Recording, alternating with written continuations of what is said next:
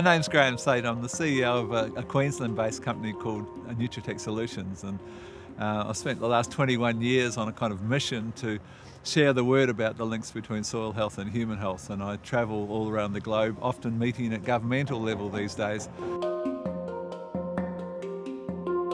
Well, the most important single thing about soil, it's the thin veil of topsoil that feeds us, literally.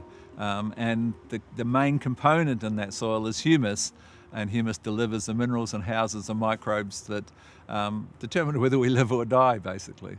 We've mismanaged our soils, we've overused or misused nitrogen, which burns up carbon. Every 1 kilogram of nitrogen misused burns 100 kilograms of carbon from the soil, and it ends up in the atmosphere. And we've worked our soils too much. Every time you open a soil, you cultivate a soil, you oxidize some of the humus in the soil and it becomes CO2 into the atmosphere. And we've lost a lot of the organisms that intervened in the carbon cycle and created humus. They're not there anymore in most soils. And so what would have stayed and been recycled into the soil heads back to the atmosphere, and we end up with way more in the atmosphere than what we should have had in a natural, healthy world. We are what we eat, basically, and what we eat comes from soils that are a shadow of what they used to be. We had a really huge mistake made by a German chemist, a man called Justus von Liebig, who burned some plant material, analysed with the crude technology that was present at that time, analysed the ash, which is where you find the minerals, and discovered that predominantly there was nitrogen, phosphorus and potassium. And he said, look, we can make this stuff in disused armaments factories, and we don't need to do what we've done in agriculture for the last 30,000 years. We don't need to spell paddocks and put in manure and put in green manure crops and so forth.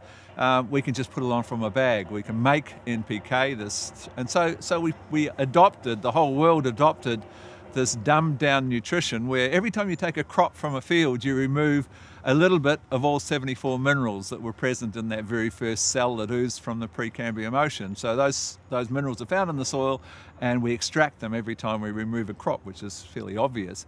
So we did for at least 10 decades, we extracted the crops and put back 3 instead of the 74. So we mined our soils, and the consequences of that have been actually quite horrific from a human health perspective. We've got the largest killers now are degenerative diseases. The World Health Organization, in a recently published report, couldn't find one of the major degenerative diseases that kill us, couldn't find a disease that didn't have a nutrition link.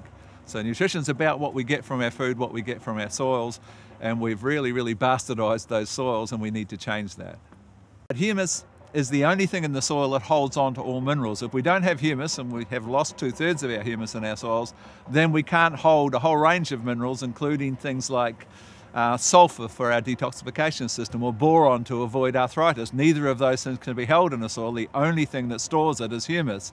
But the second and more important link between humus and our nutrition is that humus houses the microbes that deliver the minerals to the plants. And many people don't understand this, but there's a microbe behind every mineral. There are nitrogen-fixing organisms, there are phosphate solubilizers, manganese-reducing organisms, iron-reducing organisms, a microbe behind every mineral. And the microbes live in humus, and the more humus we have, the more mineral delivery we have, which means we have more nutrient density in our food, and it's that nutrient density that directly determines our health.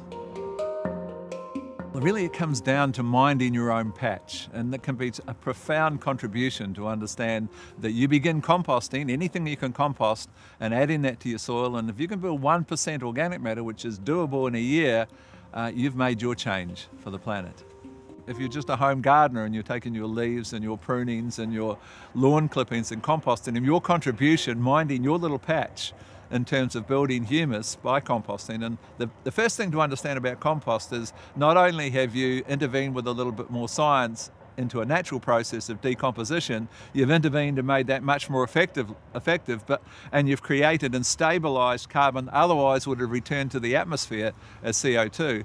But when you take that compost material, that stabilized carbon, it's teeming with billions of beneficial organisms, many of which are missing in many of our soils these days. And many of these organisms' role is to build humus in the soil. So you've introduced an inoculum of cellulose digesting, humus building organisms back into your soil. So not only are you adding stabilized carbon, humus, to your soil with the compost, but you're triggering the production of much more. So it's a triggering mechanism that's actually of more value than its initial carbon. And so compost makes more humus, and that's the big story that people need to understand. So your contribution, composting whatever you can compost on your own yard, is more profound than turning off your lights or putting on a solar panel in terms of your personal contribution.